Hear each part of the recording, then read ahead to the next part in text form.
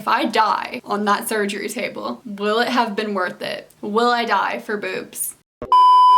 Hello beautiful people of the internet, and welcome back to my channel. Today we have probably the last of my boob job series videos for like a while. I recently hit my 1 year mark. It's actually been like a year and about 3 months by now. I know that's when like a lot of people feel kind of like settled in their results. So I did want to make a video on kind of how I've been feeling, how my results have been, all of that. If you haven't watched the 2 other videos that I made on my boob job, definitely be sure to do so. Also be sure to check out my Instagram and my TikTok. I do post a lot about my life, not necessarily about my boob job, but different lifestyle things, different beauty things, whatever. For my other 2 videos, they were very highly scripted. I knew everything I was gonna say for this one. I don't really have any specific game plan. I'm just kind of gonna read through some of my comments and kind of talk about some of the different things I've been experiencing. So first, let's check out some of the comments. The main question I always think about is, how do you not worry about breast implant illness? I just don't. There's a lot of stigma about like, is breast implant illness real or not? I'm not gonna really invalidate anyone's experience, but for the most part, it doesn't seem like there's that much of a link. And even if there was, it seems like the best thing you do in that situation is just take your implants out. So I always was like, if I get them in and everything goes wrong, everything is bad, then I'll just take them out. Lose a lot of money, but in the end,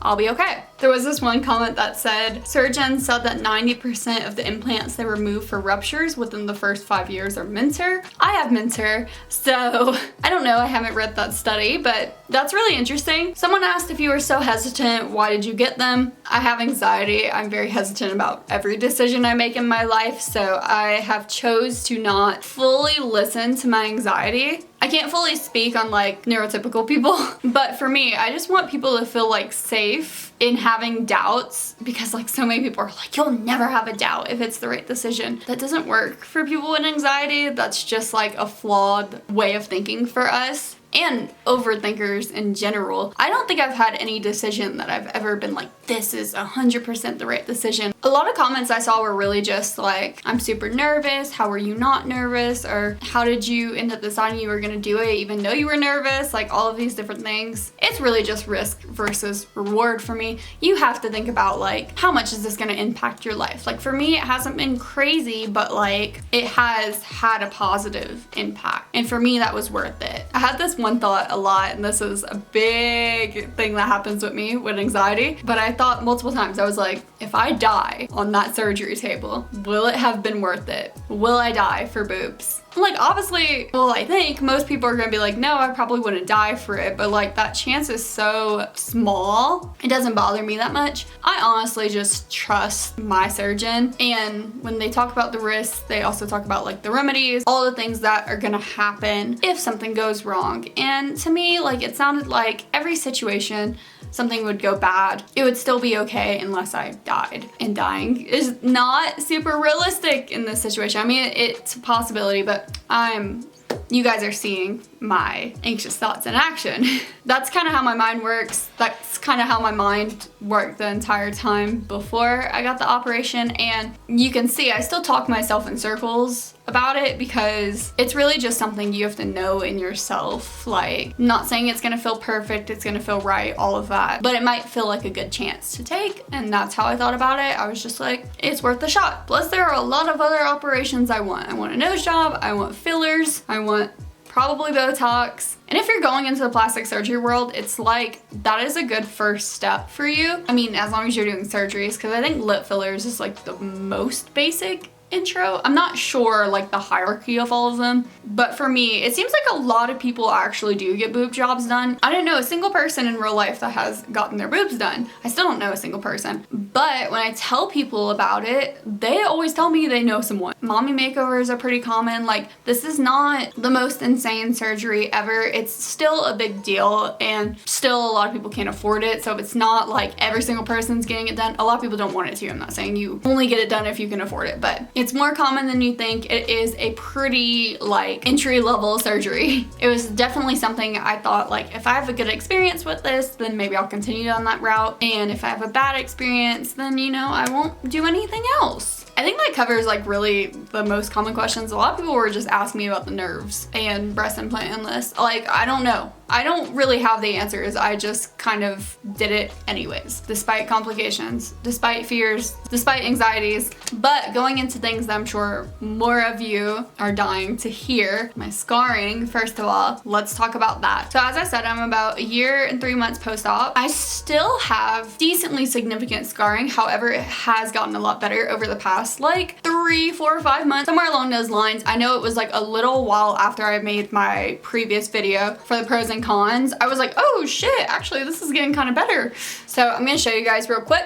This is my left side. Now this one is significantly worse than my right side, but they're both still pretty bad. Actually, this one might be worse. It's so hard to show them side by side because they're so far apart. But yeah, compared to other people, my scarring seems to be worse than usual. I wouldn't say that my skin has like the best healing properties. I do still have acne, I get rashes kind of commonly, dry skin, oily skin. I have like every skin issue, but it doesn't 100% surprise me that my scarring is still not great. However, I've been told to give it 2 years. It's not the greatest thing you want to hear, but I feel like at every milestone it has gotten better, like 3 months after, better, 6 months after, better, 1 year after, better. So let's see in 2 years how I am. I'm still not happy with them. However, like I'm not doing everything that I am supposed to do still. I don't know, it was news to me. I actually got told pretty recently, like, you're still supposed to be putting the whatever stuff, I don't remember, it's been so long. Whatever you're supposed to put on the scars right after you get the surgery done, and you're supposed to like massage them. I'm still supposed to be doing. Apparently, I was only told when I got the surgery done to do it for like, I think it was 2 weeks. Maybe like a month, I don't know. I did everything I was supposed to do. Actually, that's a lie. I did everything I was supposed to do excluding the massages. I did slack on my massages from the start, and I know that's probably a factor. If I would have done it every single day like I was supposed to, that probably would have helped. So one of my biggest pieces of advice for you guys, if you do get it done, is to genuinely massage them every day, like multiple times a day. That's what you're supposed to do. There's a reason you're supposed to do it. It does help. I can't tell you how much better mine would have looked if I would have did it every day, but I'm sure it would have been better. And as I said, I think I'm supposed to still be doing it to this day, but I was never told that as part of the healing process. So there's definitely creams and lotions and all of that that are supposed to reduce the look of your scars. I'm super low maintenance. I don't like doing a lot of those things, and even if I do want to do them, I forget to do stuff like that a lot. So I don't know, it's not looking hopeful for me. I think the scars are just gonna be something I have to deal with. I was really upset about them probably like 6 months ago. These days, I'm really okay with it. Obviously, in a perfect world, I would have no scarring, but it's a trade-off. I like my boobs enough. I'm okay with it. I know another thing a lot of people are probably gonna wanna know is, how was the pain? When did the pain stop? All of that. And honestly, I got a comment about how I was like the only person being real about the pain. So I want to make sure this is very clear to you guys. You will still have pains, most likely, for quite a while. Like, it's very rare at this point, but I still have those little like nerve zaps sometimes. And sometimes my scars still feel like they're ripping because they're still pretty like, I don't know, vulnerable, I guess. I feel like they're still weak, but it doesn't bother me anymore. Like every now and again, there will be something that I'm like, oh, why is this still happening? But it comes and goes. The only times I really notice it anymore are when I'm bench pressing at the gym. That sometimes it just pulls a little bit at the scars. It's been getting better though. I don't know, I'm curious if it's ever gonna go away entirely. It probably happens like once every 2-3 weeks for me now, which to you guys might sound like a lot, but compared to what it was doing a few months ago, that's not that bad. Once again, talking about like the milestones, I really feel like those milestone months are pretty genuine like time frames to have in your head. First 3 months are going to be the hardest. Obviously that like first week, the first 2 weeks, whatever, those are going to be harder than the rest of the 3 months. But those 3 months are still pretty rough. You're like still getting zaps pretty often, still feel like you can't lift things, still feel pulls when you like turn a steering wheel or maybe like pull a handle of something, all those things like that. You're still gonna be feeling those pains pretty commonly. It's really weird. I mean, they tell you about it, but I think it occurs a little bit more often than what you kind of have the expectation of when you first get the surgery. And this is really not to scare you. It's actually quite the opposite. If you do decide you want to move forward with the surgery, I don't want you to feel like you're crazy. I've seen so many people online be like, oh, it's only bad for like 2 weeks and then you're over it. I wasn't. Even up until the year mark, I was still feeling those pains, like I said. First 3 months were rough. The first 6 months were still in like a new state period. Like it took me a while to get out of the slump, I guess, where I was like, I don't know what to do with myself. I didn't work out for like a month. I still kind of don't want to work out because I'm still kind of feeling pains. My scars are still pretty bad. I don't know how I feel about my appearance. All of these things, like all of that coming up. Once again, I have to say, I don't know what this is like for neurotypical people. I can only come from a place of neurodivergency. Is that the word? I got some silly little things happening in my brain. I take a while to recover from big things like this. I definitely feel like I was in a slump for a while, and then probably from like the 6 month mark to maybe the year mark is when I was trying to find my groove again, and I started getting it back together. I don't think this will be everyone's experience. However, I think the pain is an adjustment that you have to adjust to. I mean, I was truly ready to like live exactly like I was living pre-surgery after a month, and that just didn't happen for me. So something I've been thinking about is the whole like, would I do it again? I think I would, but I would really want to come in better equipped, knowing what I'm signing up for, and that's why I want to be honest about these things and how long my recovery actually took. And mine was definitely more mental than physical, but a lot of the mental was coming from the fact that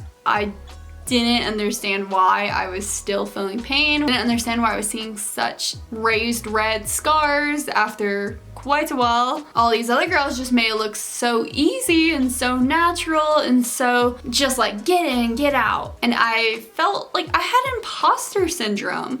And I still have imposter syndrome. Like genuinely, when I tell people that I got this done, I feel stupid. And this is also partially a therapy session, I think, because honestly, in a way it's a good thing. It depends on what you want. I think I just really wanted those like loud in your face boobs. I don't really know why. That's just how I feel. The grass is always green on the other side. I really envy people with huge chests, especially when they're natural. I'm like, how do you just look like that, dude? However, I still get comments on my body, plenty of positive comments. So it's not like I think I look bad. I don't think anyone thinks I look bad, but I don't think anyone's looking at me and going like, wow, she has huge tits. But I don't think that's what like most people want. A lot of people want like a natural look, and that's what I think I got. And that's what even like my surgeons told me. They were like, this is a very like good size for a fit girl. Like you look fit. It just keeps feeling like a backhand compliment because I don't want to look fit. I want to look fake, honestly. I kind of want to look fake. But we can get over this therapy session and just say like the imposter syndrome that came from the fact that I would tell people, yeah, I got my boobs done. And I feel like not a lot of people would like immediately look at my boobs, but I feel like they would do that thing where like they're looking at you, but you can kind of tell their eyes are like down here. Like I can see right here, but I'm looking up here. Does that make sense? And most people are gonna say that's a good thing. I mean, it should be a good thing. Like you don't want to put on blast to everyone that like you're a natural, but specifically for like people who knew me before, I want it to be like, yeah, I got my boobs done, and them to be like, yeah, I can tell. So like I said, a lot of my problems have been mental. And I'm only starting to understand why right now as I'm talking through them. I think I really needed this last year to adjust and regroup and come to terms with a lot of different things. I'm also at an age where I'm just having a lot of these moments. It's not just for a boob job, it's for my career, my relationship, my mental health, my mindset, all of that. So just bear with me if I sound like a young girl. But that kind of segues into some other topics to talk about. I know a lot of you guys who have watched these videos are a little bit older, but there are probably some people who are watching this who are younger. And while this affects all ages, this is really like targeted towards young women. When you're in that stage where you're freaking out and you don't understand anything about yourself, you don't feel good about yourself, you think you're ugly, you're stupid, you're terrible at everything, like it's just a war with yourself all the time. Your boobs aren't gonna fix everything, I promise you. If you're thinking, oh, I'm just gonna get all this plastic surgery done, oh, I'm just gonna like, I don't know, change up my hair, get piercings, do makeup, whatever. You have to work on internal before you start going into all these things. You definitely can do plastic surgery and work on your internal after. Like you don't have to be fully healed before you do plastic surgery, but you should be at some specific level of confidence to do this. Now it's kind of like, once again, something you just kind of have to know about yourself. I loved my body before I got the surgery done. I want to emphasize that very clearly. And I love my body now. Even with all the imposter syndrome stuff, even with the complaints about the scarring and stuff, I love how my body looks. There's legitimately nothing else that I want to work on from the neck down. Like, I am happy. I want to make that clear because I know I talk a lot of shit in these videos. I really, really do, because I am petty about a few things and clearly have the imposter syndrome for a few things, but genuinely my body is probably my favorite thing about myself, appearance-wise. I still like who I am. But that has literally always been the case. My body was only enhanced by surgery. It wasn't fixed by surgery, and I want to make that clear because throughout all of these years, probably the last like 10 years of my life, I go really, really back and forth on a nose job. And one of the things that really, really keeps me hesitating now is that I feel like I have to fix it. And a lot of that is fueled by other people telling me that I need to fix it. And it really is a really difficult place to be in. This is about to go into a whole nother therapy session. But when you have something that is almost objectively bad, beauty, yes, is subjective, but it almost feels objectively bad. If you guys have an insecurity like that, you will know what I mean.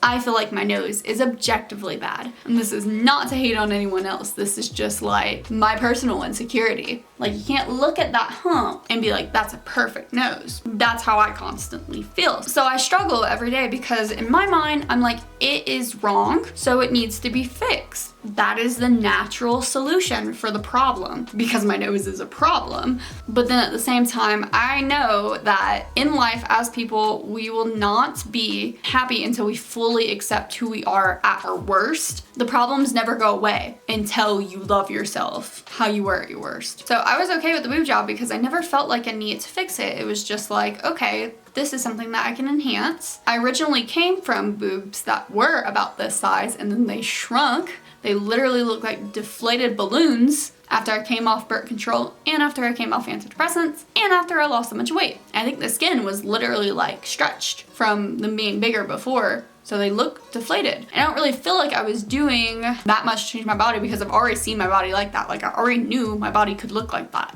So I just gave them back the size that they were when they were at their biggest. It's not like I added on this insane amount of volume that I never had. But going back to like the nose comments, I do know that some people are so bullied into oblivion about whatever aspect of their body. I've been there before with my nose and with my lips, with multiple things. You always are gonna feel like fixing is the answer, but I think you just have to like get that intrinsic self-love and self-confidence without anyone else's opinions affecting you, and then you can say, I want to enhance this aspect about myself. But I can't say what it's like on the end of having the insecurity that's really like deep-seated. And if I ever do get a nose job, I will make a video on it and I will talk about it. I'm sure my feelings are going to be very weird and conflicting, but I'm just really proud that I came from a place of already loving myself, already loving my body, and then just enhancing it because it didn't cause a lot of body dysmorphia, didn't make me feel like I was like giving in to all the things that people were saying about me because no one ever said anything bad about my boobs before.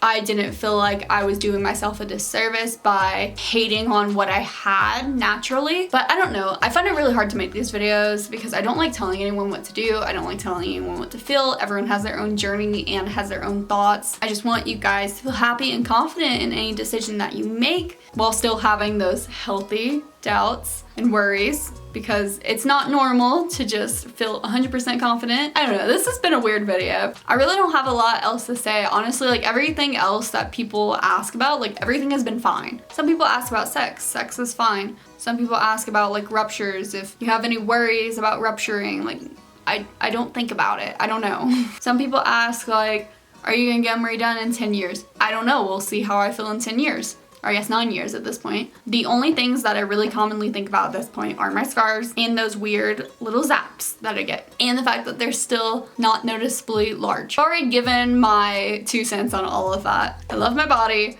The pains still kind of weird me out, but they don't make me scared or anything. They are just an effect of the surgery that I'm aware that will continue to happen for a little bit. Forgive me for being a little bit strange in this one. I am very odd when I don't have a script. I do hope you guys enjoyed this video regardless. If you do have any questions, if you do want me to clarify myself on some things, or if you have any specific other boob job videos that you want me to make, please leave them down in the comments below because I will gladly make as many videos as you guys want me to. I just don't have a lot of ideas. I just have general updates. Other than that, leave a like, and if you're feeling generous, be sure to subscribe. I do hope to see you guys all in the next video, but if not, bye-bye!